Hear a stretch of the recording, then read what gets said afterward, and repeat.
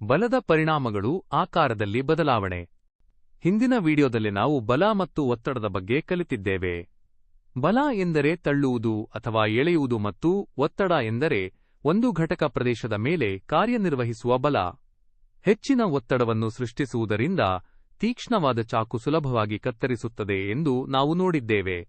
ಈಗ ವಸ್ತುಗಳ ಮೇಲೆ ಬಲದ ಪರಿಣಾಮಗಳನ್ನು ನೋಡೋಣ. ಮೊದಲು ಬಲವು ವಸ್ತುವಿನ ಆಕಾರವನ್ನು ಹೇಗೆ ಬದಲಾಯಿಸುತ್ತದೆ ಎಂಬುದನ್ನು ನೋಡೋಣ. ನೀವು ಎಂದಾದರೂ ರಬ್ಬರ್ ಚೆಂಡನ್ನು ಒತ್ತಿದ್ದೀರಾ ಅಥವಾ ಸ್ಪಂಜನ್ನು ಹಿಸುಕಿದ್ದೀರಾ? ನೀವು ಅವುಗಳ ಮೇಲೆ ಬಲವನ್ನು ಅನ್ವಯಿಸಿದಾಗ ಅವುಗಳ ಆಕಾರ ಬದಲಾಗುತ್ತದೆ. ಉದಾಹರಣೆಗೆ, ನೀವು ಜೇಡಿಮಣ್ಣು ಅಥವಾ ಹಿಟ್ಟನ್ನು ಒತ್ತಿದಾಗದು ಚಪ್ಪಟೆಯಾಗುತ್ತದೆ ಮತ್ತು ನೀವು ರಬ್ಬರ್ ಬ್ಯಾಂಡ್ ಅನ್ನು ಹಿಗ್ಗಿಸಿದಾಗದು ಉದ್ದವಾಗುತ್ತದೆ. ಬಲವು ವಸ್ತುವಿನ ಆಕಾರವನ್ನು ಬದಲಾಯಿಸಬಹುದು ಎಂದು ಇದು ತೋರಿಸುತ್ತದೆ.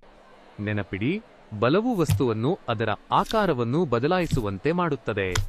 ಮುಂದೆ ಬಲವು ವಸ್ತುವಿನ ವೇಗವನ್ನು ಹೇಗೆ ಬದಲಾಯಿಸಬಹುದು ಎಂದು ನೋಡೋಣ.